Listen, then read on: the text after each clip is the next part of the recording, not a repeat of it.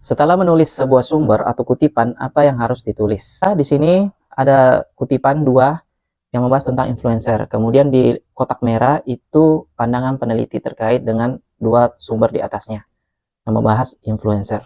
Nah, di contoh yang ketiga ini, di situ dia mengutip terkait dengan sumber daya dalam suatu lembaga atau organisasi. Nah, pandangan peneliti setelah itu dia menarasikan tentang sumber daya manusia.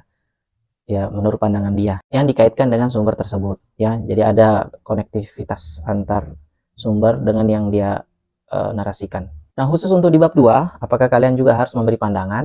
Enggak. Jadi ini contohnya ada 2 paragraf yang dikutip, ya, ada sumbernya. Kemudian di paragraf terakhir ketiga untuk poin itu 2.1.1 ya.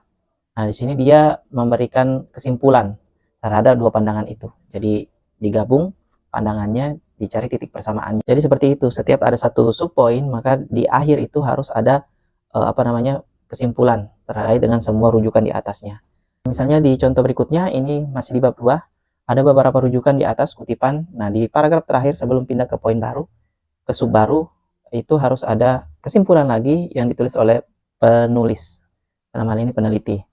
Jadi sebelum kalian menyimpulkan, kalian harus lihat dulu contoh ya dari karya yang seniormu. Misalnya di situ dia kesimpulan yang dia buat seperti apa? Apakah mencari persamaan, apakah menyampaikan perbedaan, atau hanya menggabungkan pandangan tersebut secara ringkas, lebih ringkas. Semua yang lebih kuat bisa melihat contoh kesimpulan di jurnal.